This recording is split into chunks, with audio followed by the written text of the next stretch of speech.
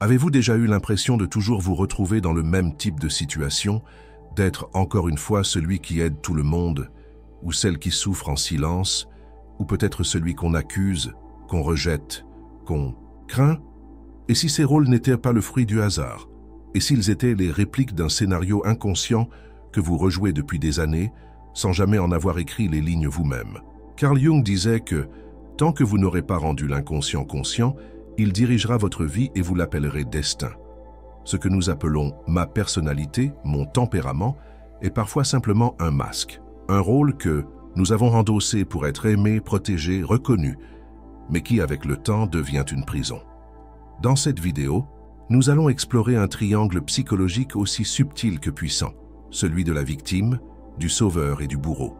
Un triangle dans lequel nous jouons tous, à différents moments, à notre insu. Nous verrons comment ces rôles se forment. Dans l'enfance, comment ils s'alternent et se nourrissent les uns les autres, et surtout, comment s'en libérer pour redevenir un être entier, libre de ses choix, et non un personnage figé dans un drame intérieur, car vous n'êtes pas votre douleur, vous n'êtes pas votre rôle, et vous pouvez sortir de cette pièce à condition d'allumer la lumière sur le théâtre invisible qui se joue en vous. Nous croyons vivre nos relations de manière consciente. Nous pensons choisir nos amis, nos partenaires, nos réactions. Mais la plupart du temps, ce sont des scénarios invisibles, écrits bien avant nous, qui dirigent la pièce. Dans chaque échange humain, il y a un jeu subtil de rôles, et sans le savoir, nous glissons dans ces costumes. Celui qui aide toujours, celle qui subit, celui qui accuse, celle qui se sacrifie. Ces rôles ne sont pas mauvais en soi. Ils ont souvent été adoptés très tôt, dans l'enfance, comme une manière de survivre, d'être aimé, de se sentir utile. Mais avec le temps, ils deviennent automatiques. Et nous finissons par croire qu'ils sont nous. Nous nous y accrochons, parce qu'ils nous donnent une place. Mais à quel prix? Ils limitent nos émotions, nos comportements, nos choix.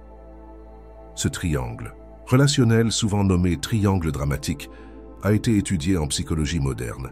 Mais Carl Jung en avait déjà posé les fondements symboliques à travers son travail sur les archétypes.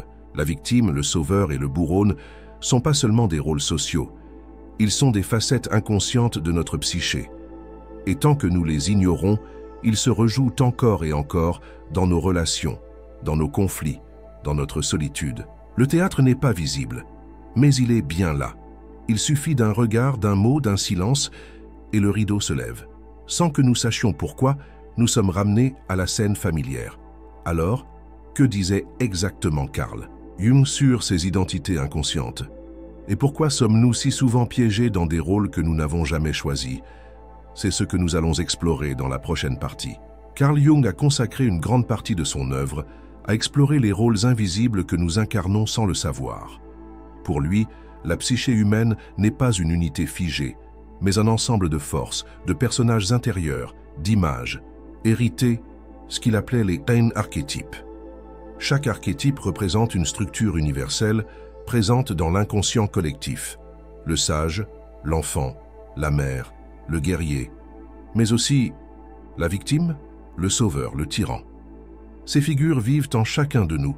Elles ne sont pas inventées, elles sont transmises. Et selon notre histoire, notre éducation, nos blessures, certains de ces archétypes s'activent plus fortement que d'autres. Ils deviennent alors des complexes, des noyaux autonomes de pensée et d'émotions qui prennent le dessus dans certaines situations. Ainsi, une personne peut croire qu'elle est naturellement gentille, alors qu'elle est sous l'emprise d'un complexe de sauveur. Une autre peut dire qu'elle est toujours incomprise, alors qu'elle est enfermée dans un complexe de victime. Ces identités inconscientes prennent souvent racine dans l'enfance, à un moment où l'enfant a dû s'adapter pour ne pas souffrir. Et ce rôle, utile un temps, est resté figé. Il est devenu une forme d'identité. Mais ce n'est pas une identité authentique, c'est un masque. Et tant qu'il n'est pas reconnu comme tel, il colore toute la vie relationnelle de l'adulte. Jung nous invite à regarder ces personnages intérieurs non pour les rejeter, mais pour les comprendre, les intégrer, et surtout ne plus s'identifier à eux. Dans les prochaines parties, nous allons explorer en détail ces trois rôles majeurs du triangle relationnel, la victime, le sauveur et le bourreau. Et nous commencerons par celui qui semble le plus fragile, mais qui peut être le plus piégeant, la victime. La victime n'est pas toujours celle qu'on croit. Ce n'est pas forcément la personne qui pleure, qui se lamente, qui se montre vulnérable. Parfois, la victime est silencieuse, forte en apparence, mais profondément convaincue, au fond d'elle-même, qu'elle n'a pas de chance, qu'elle est toujours oubliée, mal aimée ou trahie. Carl Jung nous rappelle que l'identification à la souffrance crée une structure psychique puissante. Quand un enfant vit un rejet, une injustice ou une blessure qu'il ne peut pas comprendre, il peut en conclure que le monde est dangereux et que sa douleur est une preuve de son existence. La souffrance devient alors une identité, une manière d'exister, une justification au malheur. Et parfois, un appel à l'amour. La victime n'est pas faible, elle est blessée, et elle a souvent appris que le seul moyen d'être vue, c'était à travers la plainte, le retrait, la solitude ou l'échec répété. Mais cette posture, si elle est répétée inconsciemment, devient une prison. Elle empêche de prendre sa place. Elle rejette la responsabilité sur les autres, sur la vie, sur le passé. Elle attend que quelqu'un vienne réparer, sauver, aimer. À sa place, et plus cette attente dure, plus le sentiment d'impuissance grandit. La victime s'enferme dans l'idée que rien ne changera, et chaque nouvelle épreuve vient renforcer sa vision du monde. Tu vois ? Encore une preuve que je n'ai pas de valeur, mais cette posture attire souvent un autre rôle, celui du sauveur. Et ce lien entre la victime et le sauveur crée une dynamique puissante, mais piégeante, que nous allons explorer dans la prochaine partie. Le sauveur est un rôle souvent admiré, valorisé, socialement reconnu. Aider les autres, être présent, réparer, soutenir, qui pourrait reprocher cela? Et pourtant, selon Carl Jung, le sauveur est souvent l'un des masques les plus redoutables de l'inconscient. Car derrière ce désir d'aider se cache parfois une fuite de soi-même, une manière de détourner le regard de ses propres blessures. Celui qui veut tout sauver évite souvent de se regarder. Il s'oublie dans la détresse des autres. Il se sent exister à travers l'utilité qu'il représente. Et son identité se construit autour d'un besoin inconscient. Si je suis nécessaire, alors je mérite d'être aimé. Le problème, c'est que le sauveur n'aide pas toujours par compassion. Il aide pour se sentir exister. Il donne, souvent sans qu'on lui ait demandé. Il attend inconsciemment quelque chose en retour, de la reconnaissance, de l'amour, une forme de dépendance. Et quand cette reconnaissance n'arrive pas, il se sent trahi, épuisé, vidé. Il accuse parfois ceux qu'il a voulu aider et glisse, sans le savoir, vers un autre rôle, celui du bourreau. Le sauveur est souvent issu d'un passé où il a dû grandir trop vite. Il a appris à s'occuper des autres parce que personne ne s'est vraiment occupé de lui. Et cette dynamique continue à l'âge adulte. Il veut réparer le monde, mais ne sait pas comment prendre soin de lui-même. Reconnaître ce masque ne signifie pas arrêter d'aider. Cela signifie apprendre à le faire depuis un lieu plus conscient, sans attente, sans dépendance, sans oublier que parfois, la meilleure aide consiste à ne pas intervenir.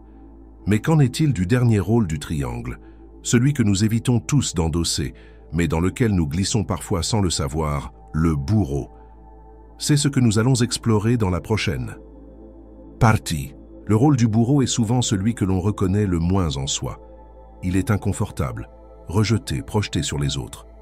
Nous voyons facilement le tyran chez le parent, le partenaire, le chef, mais beaucoup plus difficilement en nous-mêmes. Et pourtant, Carl Jung nous invite à regarder avec honnêteté. Le bourreau intérieur n'est pas toujours celui qui crie ou qui frappe.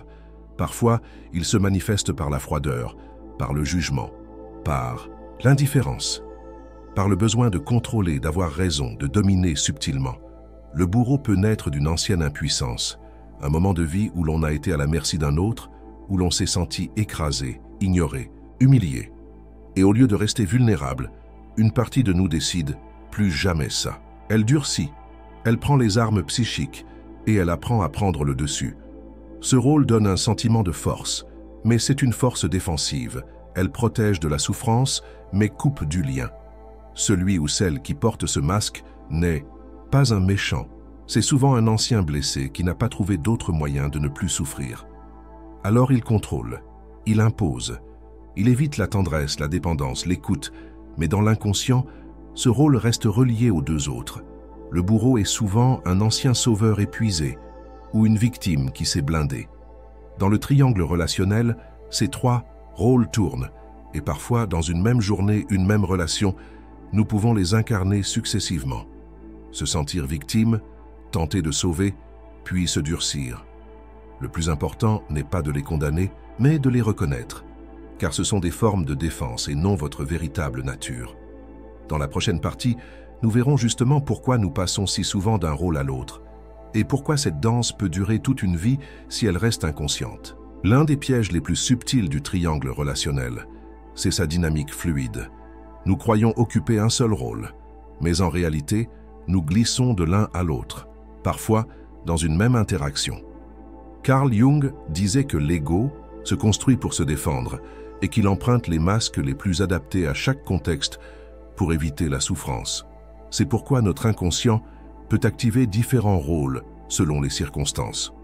Prenons un exemple.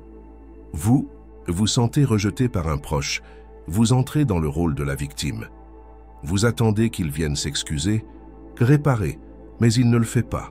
Alors vous décidez de reprendre le pouvoir. Vous passez au rôle du bourreau. Vous critiquez, vous punissez par le silence. Puis, voyant la tension augmenter, vous vous adoucissez et vous essayez de faire la paix en devenant le sauveur de la relation. Ce va-et-vient n'est pas une faiblesse morale, c'est un mécanisme de survie. Mais tant qu'il reste inconscient, il crée de la confusion, de la culpabilité, du ressentiment. On ne comprend plus ce qu'on ressent, ni pourquoi nos relations deviennent si complexes, si lourdes, si douloureuses. Chaque rôle du triangle répond à une blessure. La victime cherche la reconnaissance, le sauveur, l'amour, le bourreau, la sécurité. Et tant que ces besoins fondamentaux ne sont pas reconnus et apaisés, nous continuerons à les chercher à travers ces masques, en espérant qu'un jour ils nous donneront enfin ce qu'on n'a jamais reçu. Mais ce jour ne vient jamais. Tant que l'on reste prisonnier du rôle. Dans la prochaine partie, nous allons comprendre d'où viennent ces dynamiques et pourquoi elles prennent racine si profondément dans notre histoire personnelle, souvent dès l'enfance, au cœur de notre première scène, la famille. Tout commence là. Avant même que nous puissions mettre des mots sur nos émotions, nous apprenons à jouer un rôle. Parfois sans le vouloir, parfois parce qu'il n'y avait pas d'autre choix. Carl Jung affirmait que l'enfant développe son moi au contact des premières figures affectives, parents, proches, éducateurs. C'est dans cette scène originelle que se posent les fondations de notre manière d'aimer, de demander, de réagir. Et si l'environnement familial est instable, absent, dur ou simplement inadéquat, l'enfant apprend à survivre, plutôt qu'à s'exprimer librement. L'enfant qui ne reçoit pas assez d'attention devient celui qui souffre en silence, la victime, celui qui doit consoler un parent, faire la paix dans le couple ou s'occuper d'un frère malade, endosse très tôt le rôle du sauveur. Celui qui se sent impuissant, méprisé ou ridiculisé apprend à se défendre en devenant froid, autoritaire ou contrôlant le futur bourreau. Ces rôles ne sont pas choisis consciemment. Ils émergent comme des réponses à un manque, et comme l'enfant ne peut pas changer son environnement, il change lui-même pour s'y adapter. Mais ce rôle, une fois intégré, devient un filtre, et ce filtre façonne la manière dont l'adulte entre en relation avec les autres. Il rejoue inconsciemment ce qu'il a connu, cherche à être utile pour mériter l'amour, à se taire pour ne pas déranger, à contrôler pour ne pas revivre l'abandon. Ces dynamiques sont profondément enracinées, mais elles ne sont pas définitives. Carl Jung croyait profondément en la capacité de l'être humain à se transformer. Condition de sortir du personnage et de se souvenir qu'au-delà du rôle appris, il existe un être plus vaste, plus libre, plus vrai. Dans la prochaine partie, nous allons voir comment quitter le triangle dramatique et engager un chemin d'individuation vers soi-même. Sortir du triangle dramatique ne signifie pas supprimer la victime, le sauveur ou le bourreau. Il s'agit plutôt de cesser de s'identifier à ces rôles et de retrouver un centre intérieur dit plus stable, plus libre, plus authentique. Carl Jung appelait ce processus l'individuation, un chemin de retour vers soi où l'on intègre toutes les parts de sa psyché, même les plus contradictoires, sans se laisser dominer par l'une d'entre elles. Voici quelques étapes pour quitter ces dynamiques invisibles. 1. Reconnaître le rôle que vous jouez. Le plus souvent, êtes-vous celui ou celle qui sauve toujours les autres, qui attire la souffrance, qui veut tout contrôler? Nommer le rôle, c'est déjà l'éclairer, Pod. Observez ce que ce rôle vous évite de ressentir. Le sauveur fuit souvent sa propre solitude. La victime évite sa colère. Le bourreau cache une peur profonde d'être blessé. Quel est le sentiment que vous tentez d'éviter en jouant ce rôle? 3. Créer une distance intérieure. Vous pouvez dire « Je me sens comme une victime, mais je ne suis pas uniquement cela ». Cette prise de recul ouvre un espace pour faire un choix différent. 1. Réintégrer ce qui a été projeté. Parfois, vous rejetez chez l'autre ce que vous refusez en vous. Vous accusez quelqu'un d'être manipulateur, mais ignorez vos propres stratégies inconscientes. Ramener ces projections à soi avec humilité est une étape clé. Agir depuis un espace de conscience. Au lieu de réagir automatiquement, prenez une pause. Respirez. Posez-vous une question simple. Est-ce que je rejoue un vieux scénario ou est-ce un choix libre? Sortir du triangle demande du courage, car ces rôles nous rassuraient, nous donnaient une place, une identité. Mais ce n'était pas la vôtre. C'était une adaptation. L'individuation ne consiste pas à devenir quelqu'un d'autre, mais à revenir à ce que vous avez toujours été avant le rôle, avant la peur, avant la blessure. Et c'est ce que nous allons approfondir dans la conclusion finale. Toute votre vie, vous avez peut-être cru que vous étiez ce que vous faisiez. Celui qui aide, celle qui souffre, celui qu'on craint, celle qu'on oublie. Et si rien de cela n'était votre essence? Et si ce n'était qu'un rôle, utile, un temps, mais devenu trop étroit pour l'être que vous êtes devenu? Carl Jung nous rappelle que l'âme humaine est vaste, qu'elle contient des opposés, des paradoxes, des parts lumineuses et des zones d'ombre, et que notre chemin n'est pas d'effacer ces parts, mais de les reconnaître, les intégrer et les dépasser. Vous n'êtes pas un rôle figé dans un drame, vous êtes un être en mouvement, en croissance, en transformation. Et si vous ressentez que vous êtes piégé dans une dynamique relationnelle répétitive, rappelez-vous, le simple, fait de la voir avec lucidité et douceur, est déjà une sortie. Vous n'êtes pas votre souffrance, vous n'êtes pas vos réactions. Vous êtes celui ou celle qui peut choisir de ne plus jouer cette scène. Même si vous avez longtemps cru que c'était la seule possible, alors dites-moi, quel rôle vous semble le plus familier, dans lequel vous reconnaissez-vous, même un peu? Et si vous pouviez en sortir, quelle serait la première chose que vous feriez autrement? Partagez votre réflexion en commentaire. Votre prise de conscience peut en éclairer une autre. Et si cette vidéo vous a touché, n'hésitez pas à la transmettre à quelqu'un qui joue peut-être un rôle, mais qui ne le voit pas encore. Merci d'avoir écouté jusqu'ici, et à bientôt pour une nouvelle plongée dans les profondeurs de la conscience.